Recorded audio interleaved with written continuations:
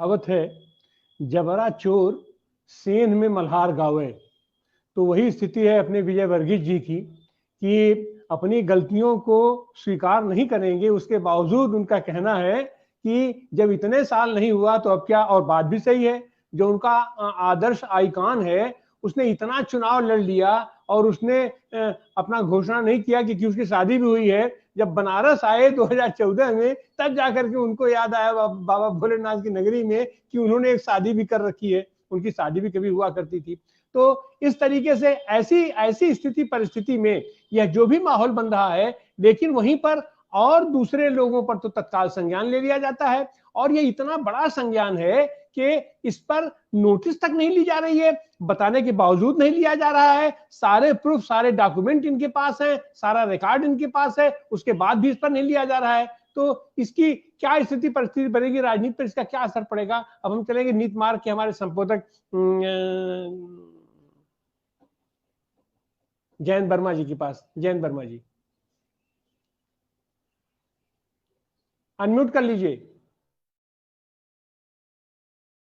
तो जनप्रतिनिधित्व कानून है, ये पूरा का पूरा जनप्रतिनिधित्व कानून ही बड़ा लचर कानून है।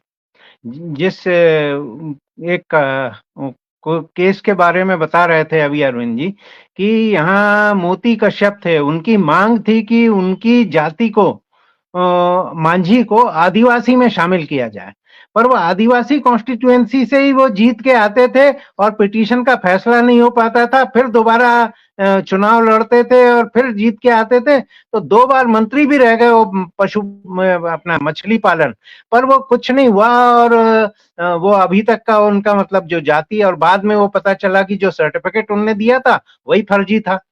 तो ये बड़ा विकट है। प्रधानमंत्री ने खुद अपनी पत्नी के बारे में जानकारी नहीं दी थी, कुछ नहीं हुआ। तो जनप्रतिनिधित्व कानून तो ऐसा लचर कानून है। और सबसे बड़ी बात जो है, जैसे कि अभी बताया कि वो हर कोई अपनी संपत्ति का झूठा विवरण देता है।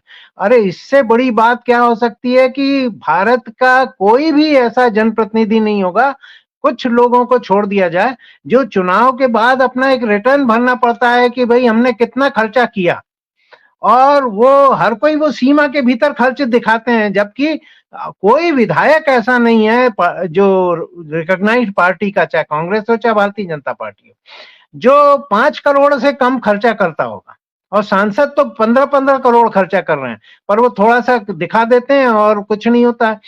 तो ये पूरा का पूरा जो मामला है, ये बड़ा विकट मामला है। मतलब जनप्रतिनिधित्व कानून केवल दिखाने के लिए है, इसका कोई वो है ही नहीं है। अब ये जो कैलाश विजयवर्गीय जी का है, उनकी पत्नी एक चिटफंड कंपनी की डायरेक्टर है, तो पर उसकी भी जानकारी उन्होंने नहीं दी। और ये कहना तो बड़ा उचित है कि अभी तक का है ना, हमने 10 हत्याएं की थी और किसी में कोई ने हमको सजा नहीं दी, इसलिए अब ये 11वें हत्याएं में कैसे हमको सजा दे रहे हैं या क्यों पकड़ रहे हैं।